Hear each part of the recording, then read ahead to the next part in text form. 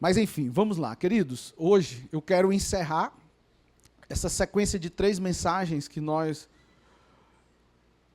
estamos trazendo, que trata sobre discipulado. Esse segundo semestre de 2025, eu estou com muita expectativa sobre o que a gente vai estar experimentando, porque nós vamos ser mais intencionais no coração da visão da nossa igreja. E você que já é um membro frequente da Paz Church sabe que nós somos uma igreja em células, né? Nós temos a igreja se reunindo nas casas toda semana. São 41 grupos que se reúnem semanalmente nas casas.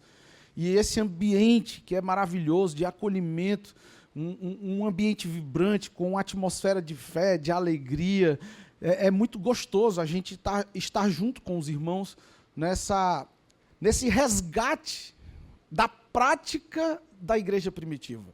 Se você for estudar o livro de Atos, você vai ver que naquela época a igreja de Cristo não tinha Facebook, não tinha Instagram, não tinha YouTube, não tinha esses transportes que nós temos, né? Hoje a gente sabe que é muito fácil você pregar o evangelho, naquela época não era assim. E como que eles revolucionaram o mundo naquela época com o evangelho? Através das igrejas nas casas e do discipulado, né? Então esse é um resgate realmente da vida da igreja primitiva. E dentro do contexto da nossa igreja, nós adotamos o modelo de discipulado apostólico. E nós vimos lá no primeiro encontro que nós tivemos sobre esse tema, uma exposição, digamos assim, do capítulo 17 do Evangelho de João, onde Jesus ali traz uma oração que mais é uma prestação de contas do que realmente uma oração ao Senhor, não é? Ele traz ali uma fala de que ele cumpriu a missão que Deus deu para ele. E ele não perdeu nenhum. Dos que o Senhor confiou, ele não perdeu nenhum, não é? E é incrível como a gente consegue aprender com ele. E na leitura desse capítulo 17 de João, nós descobrimos que discipulado, ele funciona para moldar caráter. Discipulado é uma ferramenta poderosa para a gente transmitir virtudes espirituais. Se eu fosse resumir discipulado em poucas palavras, eu diria que discipulado é transferência de vida. É aquilo que você transborda na vida do outro. Discipulado é, sim, uma preparação para a multiplicação. E nós conversamos e aprendemos que o próprio Jesus, ele anunciou que ele se santificava a si mesmo para poder desenvolver um discipulado forte, eficaz e poderoso. Por quê? Porque ele é modelo. Você, enquanto líder, enquanto discipulador, a sua vida é a maior pregação que você pode ter. Então, você, enquanto modelo, as pessoas te observam. E assim, eu falo com muito carinho. Muitas pessoas não têm interesse de se envolver na igreja de Cristo, sabe por quê? Por causa da gente. Porque, às vezes, os nossos comportamentos, claro, nós somos falhos, nós não somos perfeitos, e os nossos comportamentos, muitas vezes, não são compatíveis com aquilo que a palavra de Deus traz. Então, por exemplo, você está no trânsito e alguém te fecha e sai da sua boca um palavrão bem grande assim. Bem, a boca fala do que está cheio o coração. O que é que te motiva a falar aquele palavrão tão grande? Porque a palavra de Deus diz o quê? Tende por motivo de grande alegria passar por todo tipo de provação. Esse é o nosso desafio. Esse é o nosso desafio, não é? Então, nós realmente estamos vivendo essa santificação constante. E quando nós somos modelo, as pessoas estão nos observando, né? E Jesus, ele diz exatamente isso. Eu me santifico a mim mesmo, para que eu possa desenvolver essa missão que o Senhor me deu. Né? E na parte 2, nós entendemos que a nossa sociedade clama por transformação. Se eu perguntasse aqui para cada um de vocês, vocês acham que está bom do jeito que a gente está vivendo? A nossa sociedade está boa? Com o nível de corrupção, o nível de tragédias que a gente tem visto aí? Será que está boa? Ou a nossa sociedade precisa de uma transformação genuína na sua fibra moral? Eu creio que todos, se não todos, a maioria, iriam concordar comigo que nós precisamos de uma transformação generalizada à luz da palavra. Então, o discipulado é urgente para que haja essa profunda transformação. Eu creio que o discipulado é uma ferramenta divina, é um caminho de Deus para essa verdadeira transformação. E eu compartilhei com vocês como que eu fui alcançado através do discipulado, eu e a minha casa. Não fosse aqueles que investiram em mim, certamente hoje, é muito provável que eu não estivesse nem vivo, por tantos livramentos que o Senhor me deu, e realmente eu glorifico ao Senhor por ter conhecido a Jesus. Não é? E aí a gente aprendeu também que nós precisamos depender de Deus e não das pessoas. Porque se a gente realmente tiver os nossos olhos nas pessoas, nós vamos nos entristecer. Porque as pessoas falham. As pessoas falham. Eu sempre costumo dizer isso. Quando você vai para a igreja por causa de pessoas, o que te motiva a estar na igreja são pessoas, em algum momento você vai sair da igreja por causa de pessoas. Nós precisamos estar aqui porque nós amamos a Jesus. Nós precisamos estar aqui porque nós entendemos que sem Jesus a gente não pode fazer nada. É buscar essa revelação. É buscar em Deus essa compreensão. Amém? E aí, hoje eu quero realmente assim encerrar essa sequência de mensagens trazendo a parte 3 e última parte, que são os filhos que se reproduzem. Filhos que se reproduzem.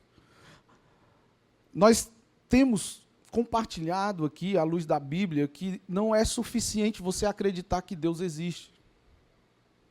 Você precisa se apropriar da sua identidade de filho. Eu sei que tem muitos rostinhos novos aqui, eu sei que muitos de vocês já ouviram sobre isso, mas eu acho que é uma das formas mais compreensíveis sobre o que é realmente você receber o Evangelho. Vamos supor, eu tenho aqui o meu celular e através do meu celular você tem acesso a todas as minhas contas. Vamos supor que eu sou um cara que tem muito dinheiro. Eu tenho, aqui tem o documento dos meus 5 carros importados que eu tenho, pela fé.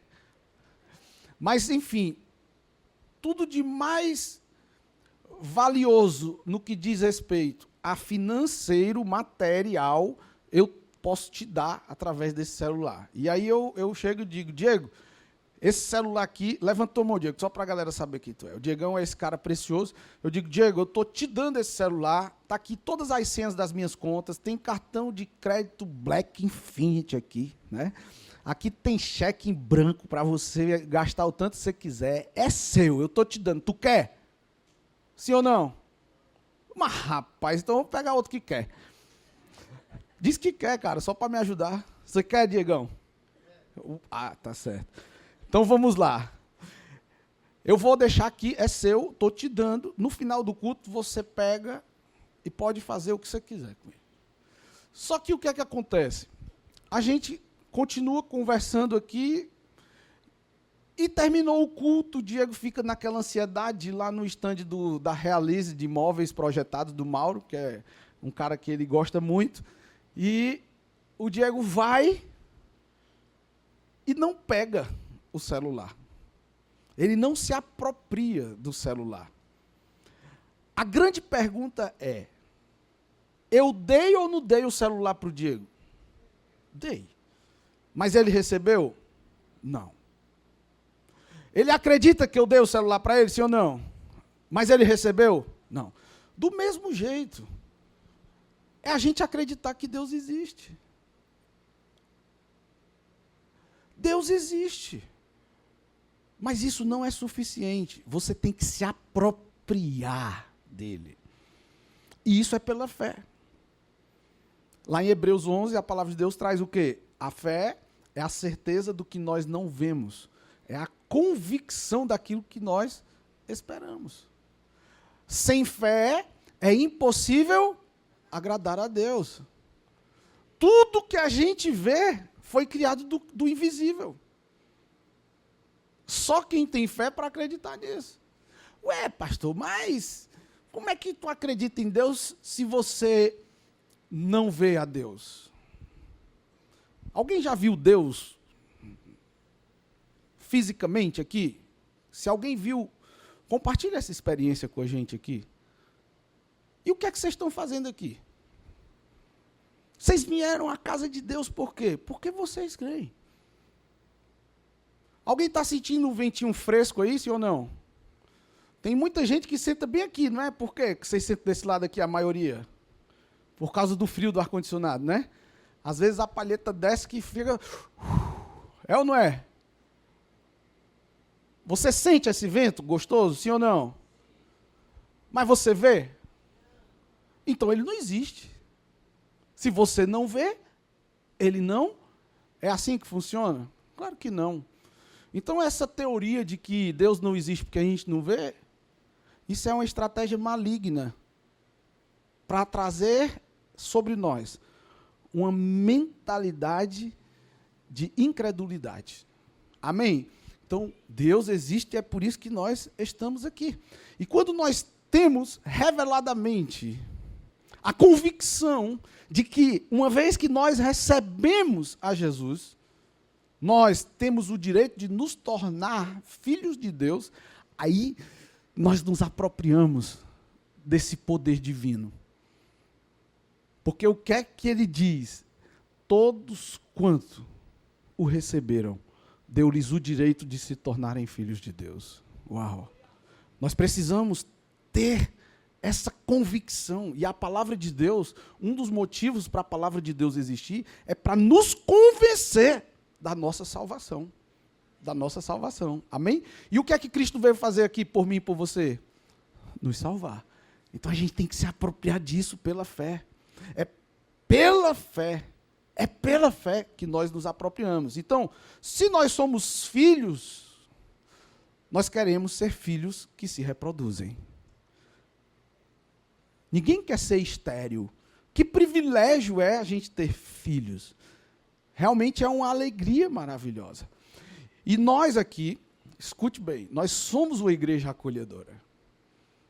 Nós precisamos ser uma igreja acolhedora. Me diga um que procurou Jesus e ele se negou a operar o milagre que ele precisava. Me mostre uma pessoa na Bíblia que procurou por Jesus e ele se negou a servir essa pessoa. Não existe. Por que que a gente, como igreja, cheio de perebas, de falhas, de erros, a gente vai querer ser mais do que os outros? E teve um dia que eu disse para vários pastores, eu disse, olha, o que é que eu entendo? Que estreita é a porta do céu. A porta da igreja precisa ser escancarada para todos que queiram. Ouçam o evangelho. E eu assim, não estou muito preocupado com o que as pessoas falam sobre a igreja da Parede Preta. Me importa agradar a Deus. Eu não estou aqui por causa de pessoas. Nós estamos aqui para cumprir um propósito. Amém, queridos? Então, escute bem. Nós somos uma igreja acolhedora. Nós temos essa cultura de que, como igreja, nós realmente devemos receber as pessoas como elas são. Nós não podemos fazer acepção de pessoas. A palavra de Deus diz que a nossa luta não é contra carne nem sangue, mas contra espíritos e potestades nas regiões celestiais. Nós precisamos aprender, irmão Francisco, a desassociar, a separar quem é o pecador da prática do pecado. Uma mãe que tem o seu filho preso, por exemplo, essa mãe sofre. Ela sabe que o seu filho fez algo errado, a ponto dele ser preso. Mas essa mãezinha, todo dia, faz um esforço importante para ir lá no presídio, levar o almoço do seu filho, fazer uma visita ao seu filho. Eu te pergunto, ela faz isso por quê? Porque ela concorda com o que ele fez, sim ou não? Provavelmente não. Ela vai porque ela ama o filho dela. Porque antes dele ter feito alguma coisa ruim, ele já era amado. Então não é porque eu ou você, nós pisamos na bola eventualmente, que Deus vai ficar bicudo e chateado com a gente e não vai querer mais saber da gente. E quem somos nós para julgar as pessoas? A nossa luta é contra principados e potestades nas regiões celestiais. Então nós acolhemos a todos. Agora, é muito importante você entender uma coisa que eu tenho entendido na minha vida. Que a igreja, ela até nos aceita como a gente é. Eu, do jeito que eu sou, posso até participar da igreja. Porém, entretanto, todavia, a fé cristã é um ambiente de pessoas que não se aceitam como são. Hoje a gente vive um tempo de que você pode ser o que você quiser. E as pessoas têm que respeitar o que você acha que você é. Então, nós vivemos um tempo de um relativismo diabólico. E querem que a gente tenha que concordar com isso. E eu não sou obrigado a aceitar como eu sou. E você vai entender o que eu estou querendo dizer aqui. A revelação do amor redentor de Deus e a sua natureza transformadora, ela faz com que eu e você, a gente viva uma crise constante. Vocês já ouviram falar na síndrome de Gabriela? Eu nasci assim, eu vivi assim, vou morrer assim. Quem foi que disse que você precisa morrer assim? Aí vem a minha experiência. Uma pessoa de referência, uma autoridade na minha vida, me ensinou sempre assim, que pau que nasce torto, até a cinza é torta. Isso é verdade, sim ou não? Por quê? Porque um pau torto, uma madeira torta, na mão de um marceneiro, ela pode virar um instrumento de beleza, uma arte, sim ou não? E é assim que eu creio. Eu posso ter feito as maiores atrocidades na minha vida, mas se eu viver um arrependimento genuíno, Deus, Ele é poderoso para fazer de mim um vaso novo. Mas é necessário um arrependimento.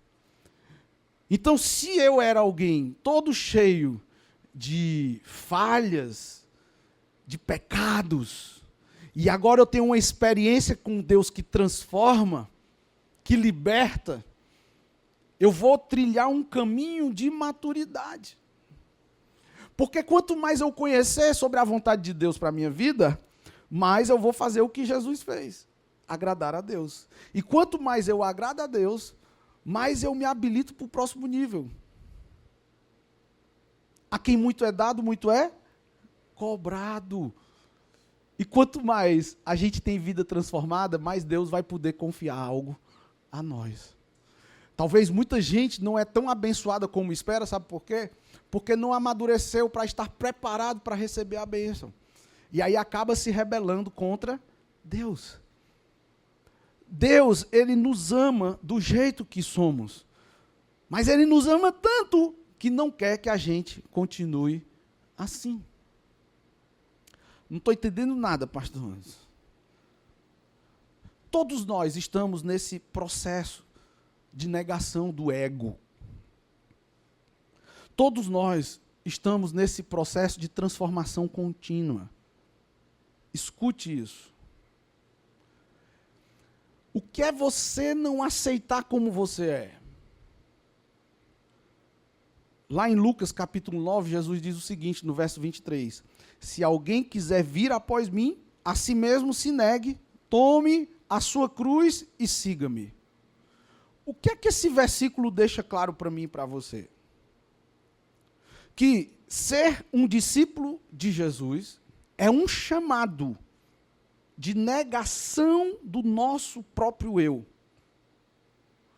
O eu deformado pelo pecado. O eu deformado pela vontade de satisfazer as concupiscências, os desejos carnais, fomentados por um coração corrupto, um coração enganoso, para que a gente possa se amoldar ao padrão daquele que nos criou. Deu para entender? Então, ser um discípulo de Jesus é um chamado de negação do nosso eu, deformado pelo pecado, para que passemos a viver segundo a vontade de Deus. E aqui entra, às vezes, um grande dilema. A pessoa que diz, mas eu orei tanto, eu me consagrei tanto, mas Deus não tirou de mim esse desejo. Porque mesmo a gente estando na igreja, a gente não peca, sim ou não? Às vezes a gente fala grosseiro com a nossa esposa, às vezes a gente não dá a atenção que o nosso filho precisa, às vezes a gente acaba exagerando com a verdade a ponto até de mentir. Quantos de nós falhamos constantemente? Talvez se eu fosse dar a oportunidade de um a um aqui, você iria compartilhar algum momento de deslize, hoje mesmo. Né?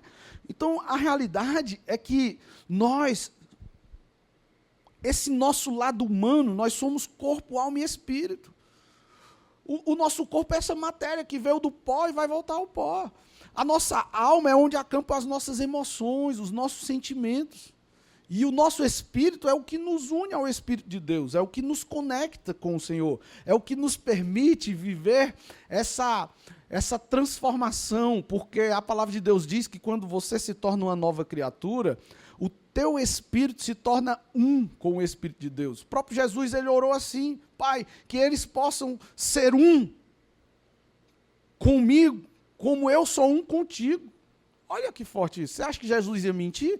Não, é porque a gente tem esse privilégio de ter o mesmo Espírito de Deus em nós. E aí o que é que acontece? Nós precisamos dizer não ao pecado todos os dias. É por isso que lá, quando Jesus institui esse memorial da Santa Ceia, escute bem, não se cansa não. Ele diz o seguinte, que essa é a nova aliança no meu sangue. E toda vez que você comer deste pão e beber deste cálice, você anunciais a morte do Senhor até que Ele... Até quando? Até que Ele venha. Isso sinaliza o que para mim e para você?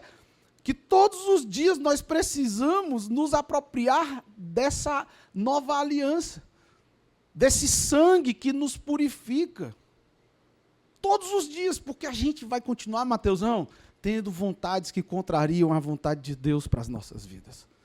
Enquanto a gente estiver aqui, a fé cristã é para as pessoas dispostas a subjugar o próprio corpo. É sobre isso.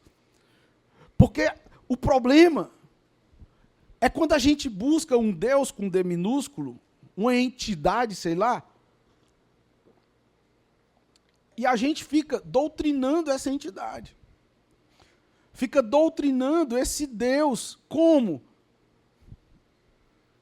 Ele tem que aprovar e endossar tudo que eu faço. Quando Deus, Ele não nos dá como a gente quer, a gente fica chateado com Deus, como se a gente estivesse ensinando a Deus como Ele deve agir. Quando na realidade é o inverso. Isso é um perigo. Mas se a gente quer Cristo, é porque a gente já não quer mais a nós mesmos. Por isso que ele diz, nega-se a si mesmo. Toma a tua cruz e me segue. Porque enquanto a gente entender que nós somos o top, o cara, a gente realmente não precisa de Deus, o poder dele nunca vai poder se aperfeiçoar em nós. Porque ele diz o quê? Que o meu poder se aperfeiçoa na tua fraqueza. É o fraco dizer eu sou forte. Em Deus eu posso todas as coisas. Ou não? Agora, por que eu não recebo e não me aproprio dessas verdades? Porque eu estou muito vinculado com as minhas próprias vontades. Não é? Então, o cristianismo não é uma religião de aceitação passiva, mas de transformação ativa. Você tem que ser intencional nisso. Presta atenção. Se você ficar numa pista de pouso e decolagem no aeroporto, correndo para lá e para cá, você pode passar a sua vida toda correndo para lá e para cá, você não vai se transformar num avião. Você concorda comigo? Ah, mas tem uma garagem de carro aqui, você pode dormir lá, acordar lá, passar 10 anos da sua vida dentro dessa garagem, você não vai se transformar num carro. Então não é o fato de você estar aqui todo domingo que vai te fazer um cristão. Não, você tem que ter realmente essa intencionalidade que nós chamamos aqui de transformação ativa. Você tem que buscar isso, você tem que negar a si mesmo todos os dias. Porque senão, meu irmão, você se entrega. Eu que tenho esse probleminha assim de gostar de comer muito, eu passo 3 semanas focado, ó. Academia, faço esteira, pedalo, tento comer controladamente e quando menos espera, basta 3 dias para recuperar tudo aquilo que eu consegui conquistar. É ou não é, gente? A pessoa passa o ano todinho, todo mês eu vou poupar R$100 e eu vou fazer uma reserva no final do ano. Quando chega em dezembro, está lá, R$1.200 de reserva. Uau, agora eu vou começar 2025 com folga financeira. Mas eu vou comemorar. Aí, quando vai comemorar, gasta os R$1.200 só no fim de semana, porque merece, porque conseguiu. Do que adiantou fazer toda aquela reserva? Então, a sensação que às vezes dá é que nós olhamos para a igreja como um grande posto de combustível. O tanque está secando, opa, vou para a igreja, encher o tanque. Aí eu ouço uma palavra e saio daqui, ó, o tanque abastecido, cheio, aí passo a semana todinha queimando combustível. Aí quando chega sexta-feira ali, está só na reserva, no sábado está só o cheiro. Aí quando chega no domingo, hoje é dia de abastecer o tanque de novo, aí vai para a igreja. E por que a gente não fica todo dia com o tanque cheio? Na nossa intimidade com Deus, não é? Então, escute, nós precisamos ser intencionais em viver essa transformação ativa, de glória em glória. A igreja não é um clube onde cada um é do jeito que quer. Nós somos uma família e todos nós somos chamados à semelhança de Cristo. E através do discipulado, nós podemos ser mentoreados, estimulados, encorajados, ensinados. Por isso que eu digo, a igreja, ela tem que ter a porta larga, mas uma vez que a pessoa entra aqui e ela se permite ouvir a palavra, a igreja disponibiliza uma trajetória que você pode seguir, tudo pensado para que você possa amadurecer. Então, quando você vem, que você toma uma decisão por Jesus, você é convidado a participar do Café com o Pastor, para entender a missão, a visão, os valores da igreja que você está participando, para conhecer os ministérios. São 12 ministérios que a nossa igreja tem. Ministério de Ação Social, Pais Kids, Ministério de Ensino, que é a nossa escola bíblica, tem Ministério de Mídia, de Louvor, tem Ministério de Teatro, tem Ministério de Dança, tem tantos ministérios poderosos. Mas a pessoa que só vem no domingo, ela infelizmente não consegue conhecer todos eles. E depois do café com o pastor, ela é encorajada a participar de uma célula, a viver o discipulado através do livrinho do acompanhamento inicial. Alguém já fez esse livrinho do acompanhamento inicial aqui? Olha aí, muitas pessoas. O ideal é que todos possam fazer, porque isso é a base para a vida cristã. E aí passa no curso da nova criatura, família cristã, vida devocional. E são tantos cursos poderosos. Para quê? Para te dar conhecimento daquilo que vai ser a base da edificação da tua vida cristã. A gente estuda para tudo. Para ser engenheiro, você precisa estudar. Para ser contador, você precisa estudar. Para ser advogado, não é? Ensino infantil, ensino fundamental, ensino médio, universidade. É ou não é? Mas você já parou para perceber que para a gente ser bons cristãos, a gente não valoriza o estudo? Clube do livro. Ideia top, top, top, top. Começamos agora. Nós vamos disseminar isso. Porque é o conhecimento que nos liberta, gente. Nós precisamos buscar isso. Essa transformação ativa exige de mim, de você, uma atitude, um passo de fé. Para que você possa viver uma transformação genuína. E para a partir daí, você poder ser uma testemunha, um embaixador de Cristo, um filho de Deus que vai gerar outros filhos, que vai cuidar de pessoas, que vai ensinar, que vai viver esse processo, vai transmitir para outros aquilo que você recebeu. Uma criancinha, nós consagramos a Eva aqui agora. A Eva, quando ela chora, ela quer o quê? Tetê. É ou não é? Leitinho, sim ou não? Por quê? Porque ela é uma bebê. Mas quando a Eva tiver com 30 anos, faz sentido ela ficar chorando pelo leitinho do tetê da mamãe? Porque ela cresceu. Mas tem muito crente anão aí, envelhece, mas não cresce. Porque não busca amadurecer.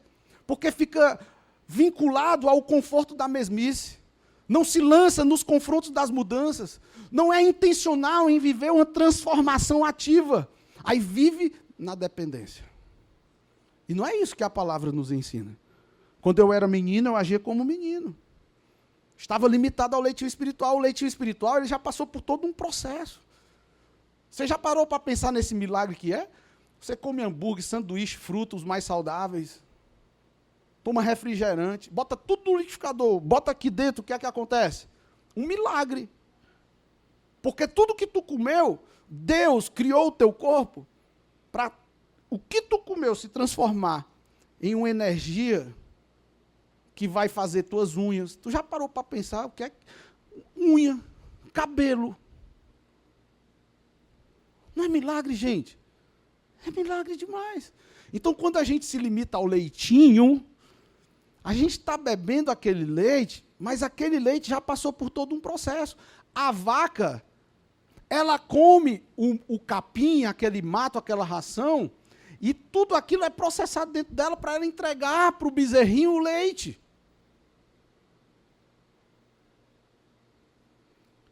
E a realidade é que nós somos chamados à maturidade. E o discipulado é uma ferramenta que é poderosa para que a gente possa ser moldado no nosso caráter. E você vive uma transformação, mas não é uma transformação como está sendo fomentado nas redes sociais, de aparência. Estava assistindo um vídeo de um cara, e o cara estava com a esposa, o farofeiro. Não sei se vocês viram esse vídeo. O cara estava na praia, a esposa olhando. Meu filho, o que é que tu... Aí ele pega um depósito de cuscuz assim com ovo. Só que sabe o que é que aconteceu? O pessoal da mesa vizinha, que estava lá no restaurante, foram embora. Aí deixaram um prato com batatinha lá, deixaram uma cerveja Heineken em cima assim da mesa. Aí sabe o que foi que ele fez? Enquanto a esposa dele foi no banheiro, ele pegou o celular e foi lá e fez um vídeo assim na praia, ó. Passando por aquela mesa ali, cheia de coisas bonitas, caras talvez. E quando a esposa chega, o que é que tá fazendo aí? Estou postando que eu sou rico, comendo farofa, cuscuz com ovo. Estou dizendo que isso não é ruim não, é maravilhoso cuscuz com ovo. Tem muita célula aí que faz cuscuz com ovo na hora do lanche. Mas o que eu estou querendo dizer, gente, é que hoje a gente é fomentado a viver de aparência. Tem casais, famílias que estão destruídas, mas estão postando nas redes sociais como se fosse uma família exemplar. Tem gente que não tem onde cair vivo, porque morto a gente cai em qualquer lugar. Mas está passando na rua, tem um carro importado, tira a foto do lado para o pessoal achar que é dele o carro. Tem gente que quer palestrar dando uma de milionário, aluga uma BMW, uma Mercedes para chegar naquele lugar com um carro importado para as pessoas. Uau! Por quê? Porque é um tempo de uma geração que fomenta a aparência. E isso não tem nada a ver com o cristianismo. Não é o fato. Deixa eu dizer uma coisa para vocês, por favor. Quando vocês forem fazer negócio entre vocês, não faça só porque o outro é crente, não, viu? Porque tem muito crente mala aí. Aliás, que se diz crente. Cuidado, viu, gente? Cuidado, por favor, em nome de Jesus. Nós estamos falando aqui de uma transformação verdadeira, de uma mudança interior radical. Como que é essa mudança, pastor Anderson? O mentiroso, quando ele é apresentado a esse evangelho transformador, ele é chamado à verdade. Escute, o valente, o violento, ele é chamado à mansidão. Isso é não aceitar como é. Eu, um cara que adultero, que traio, que minto, que faço tudo para me dar bem na vida, pisando nos outros, eu não me aceito assim.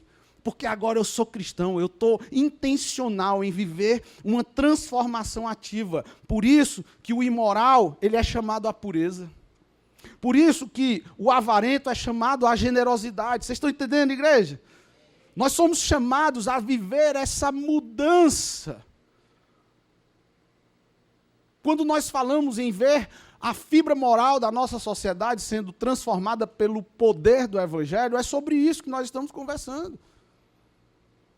Homens e mulheres de Deus posicionados. Olha o que o próprio Jesus disse lá no verso 4 de João 17. Eu te glorifiquei na terra, realizando a obra que me deste para fazer. Eu e você, nós somos chamados para sermos homens íntegros. Mulheres íntegras. E muitas vezes nós não levamos isso a sério. Virou moda dizer que é crente. Isso envergonha o evangelho. Tem muita gente aí que não é propaganda para Jesus não, viu, queridos? Mas é responsabilidade minha e sua fazer a nossa parte. Não basta fazer boas obras ou servir na igreja. Nós somos chamados a fazer discípulos, queridos.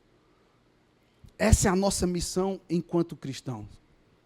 Os discípulos de Jesus não eram PhD em teologia.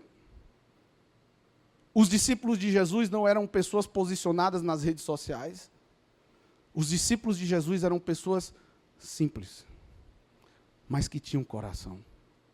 Eles eram perfeitos? Longe de ser perfeitos. Mas eles tinham um coração ensinável. Eles tinham um coração quebrantado. Pedro negou Jesus 3 vezes, mas Jesus sabia que ele tinha um coração ensinável. E Pedro se arrependeu e se tornou no grande apóstolo Pedro. Pregava para multidões, milhares de pessoas se arrependiam nas pregações de Pedro. Mas era um cara que, a princípio, as pessoas não confiavam. Mas Jesus discipulou, Jesus cuidou dele. E Pedro cresceu. Quer ver um outro exemplo? Josué como discípulo de Moisés. Josué, ele foi levantado por Moisés. A palavra de Deus diz lá em Êxodo 24:13, que Moisés levantou-se com Josué, seu servidor. Essa palavra servidor é muito forte. Ela indica servo de confiança, alguém que caminha junto, alguém que está observando de perto. Josué, ele aprendia na intimidade. Josué, ele aprendia com Moisés na rotina diária. Era através dos relacionamentos. Discipulado é relacionamento. É a gente transferindo vida de Deus que está em nós. A gente tem que fechar as portas dos fundos da nossa igreja, queridos. As pessoas que aqui chegarem, elas precisam ser amparadas. E para que isso aconteça, eu e pastora Rose, por mais que a gente queira, a gente não dá conta de fazer isso sozinho. Por isso que Deus tem levantado no nosso meio um exército de homens e mulheres valentes que têm se posicionado como verdadeiros discipuladores aqui. São 41 células, grupos, e nós temos declarado, vai ser pelo menos uma em cada quarteirão da nossa cidade. Porque é assim que o Senhor escolheu fazer. Foi assim que o Senhor escolheu fazer. E de fazer discípulos, fazer discípulos. Então, discipulado é mais do que você dar aula da Bíblia. É caminhar juntos, é servir juntos, é realmente carregar as cargas uns dos outros. Discipular é orar uns pelos outros, amar uns aos outros, encorajar uns aos outros. E não a gente ficar olhando para o nosso próprio umbigo. Ai, pastor, mas eu trabalho muito. Eu também, gente. Meu trabalho nunca pode ser uma desculpa para eu não fazer a obra de Deus. Ai, pastor, mas eu tenho uma família. Eu tenho 3 filhos. Eu tenho uma esposa. A realidade é que muitas vezes a gente não prioriza. Eu falo com muito carinho. Não estou querendo dizer que você tem que ser pastor. Não, não, não. Longe de mim querer dizer quem você tem que ser. Mas eu vim aqui para te dizer que todos nós, eu e você, nós somos chamados a fazer discípulos. Foi essa a ordenança que Jesus nos deu. Ah, pastor, mas isso é no Velho Testamento. Beleza, vamos para o Novo Testamento. Barnabé discipulou Paulo. Barnabé discipulou Paulo. Inclusive, eu tenho uma mensagem que eu repreguei aqui, que é do nosso pastor Eibe, que fala sobre o fator Barnabé. Um cara que é encorajador.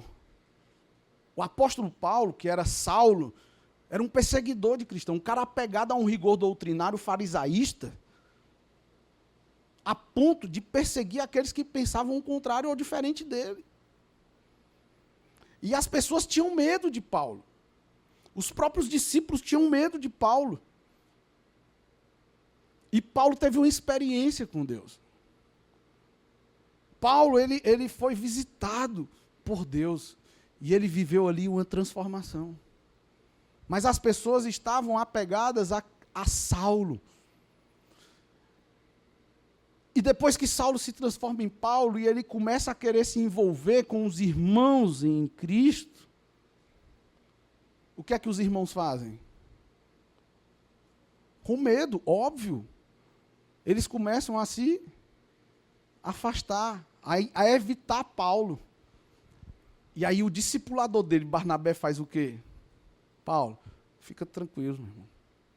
Conheço teu coração. Eu sei que tu teve uma experiência com Deus, eu sei que tu é um cara renovado no Senhor hoje. Eu vou te ajudar nisso aqui. E Barnabé pega Paulo, leva para o meio dos discípulos e diz, esse cara aqui está comigo. Esse cara aqui teve uma experiência com Deus. Ele está diferente, ele está transformado. Nós precisamos estar junto com ele, inseri-lo na nossa família espiritual. Você já parou para pensar? Eu não sei se você conhece alguém perigoso aqui em Itapipoca. Mas a gente sabe que Itapipoca tem gente de todo jeito. Até todos serem alcançados, amém? Porque quando todos forem alcançados, todos nós vamos ser semelhantes a Cristo, amém? Mas imagine um cara que você conhece que é perigoso. E ele chega aqui. Como que você fica? Assim eles viveram. Paulo era perigoso para eles. Aí olha só, Atos capítulo 9, verso 26. Quando chegou a Jerusalém, tentou reunir-se aos discípulos. Quem? Paulo. Mas todos estavam com medo dele, não acreditando que fosse realmente um discípulo. Então Barnabé o levou aos apóstolos e lhes contou como no caminho Saulo vira o Senhor, que lhe falara e como em Damasco ele havia pregado corajosamente em nome de Jesus. Assim, Saulo ficou com eles e andava com liberdade em Jerusalém, pregando corajosamente em nome do Senhor. Aí lá no capítulo 11, vai falar que Paulo, ele vai buscar, que Barnabé vai buscar Paulo lá em Tarso. E ele traz Paulo para Antioquia. E ali eles continuam esse ministério poderoso. Até que lá no capítulo 13, Barnabé e Paulo, eles são comissionados juntos para o ministério. Mas por que Paulo se tornou quem ele se tornou? Porque teve alguém que o encorajou, que o discipulou, que foi Barnabé. Se você quiser aprender mais sobre isso, você pode ler a sua Bíblia lá em Atos, mas tem um QR Code que eu queria que o Paulo, mas não é o apóstolo Paulo não, viu? É o Paulo que está lá na mídia. Esse QR Code aqui, você quiser depois, você pode apontar, a gente vai deixar ele no final do culto, vai para uma mensagem que eu preguei em setembro de 2023 aqui, em um dos nossos cultos, quando eu trouxe a série de mensagens sobre uma igreja acolhedora. E lá você vai poder se aprofundar mais sobre o discipulado de Paulo e Barnabé. Maravilhoso, poderoso demais. Então escute, querido, para um discipulador maduro, o maior prazer que ele pode ter é desenvolver um discípulo que amadurece. Quem é pai aqui sabe o que eu vou dizer. Você quer que o seu filho cresça, que ele floresça, que ele vá muito além de onde você chegar, sim ou não? Nós temos até promessa de que os nossos filhos são como flechas na mão do arqueiro, eles vão muito além de onde a gente chegar. Uau! Assim também, nós, enquanto cristãos, nós precisamos querer que os nossos discípulos cresçam. Uma vez, um cara que hoje é o nosso maior supervisor diário aqui da nossa igreja, o Daniel Carvalho. Alguém conhece o Daniel aqui? Danielzinho queridão, próximo domingo ele vai estar pregando aqui. Se você quiser, você pode vir para você receber de Deus através da vida dele. O Daniel chegou para mim no dia que eu conheci o Daniel, a gente estava num evento chamado Pipoca Rock. Um ambiente de evangelismo, o Daniel chegou para mim e disse assim: Anderson, pastor, eu vejo que lá na Igreja da Paz, vocês trabalham muito com formação de líderes. Vocês investem em levantar pessoas. Me diga uma coisa, vocês não têm medo de que a igreja rache? Cara, quando ele fez aquela pergunta, eu disse, de jeito nenhum. Na verdade, a gente nunca nem conversou sobre isso, porque nem passa pela nossa cabeça. A realidade é que nós enxergamos da seguinte forma, que o líder bem-sucedido, o líder de sucesso é aquele que faz um sucessor bem-sucedido. Então eu quero é que os meus discípulos cresçam, que eles vão muito além de mim. Se eu ganhei 1000, que eles ganhem 10.000. A ideia é essa. É que todos nós possamos florescer, que todos nós possamos crescer. E a gente vai viver uma expansão do reino de forma poderosa. Essa é a visão da nossa igreja. Todo mundo discipulado, todo discípulo um líder compromissado. Alguém envolvido reveladamente nessa transformação ativa, entendendo que ninguém é perfeito. Ninguém dá conta de ser perfeito. E é apesar das nossas falhas, apesar das suas fragilidades, dos seus defeitos, é apesar das coisas erradas que eventualmente você venha fazer, é apesar disso, é apesar de nós, é apesar de nós. Então, lança fora esse pensamento de que você não pode, de que você não dá conta, porque a realidade é que se você for sozinho, você não dá conta mesmo não. Mas a palavra de Deus diz que eu posso todas as coisas naquele que me fortalece. É esse nível de dependência que nós temos que ter. Se é para Jesus, eu creio que pode ser mais intencional. Glória a Deus. Vamos ficar de pé para a gente encerrar em nome de Jesus.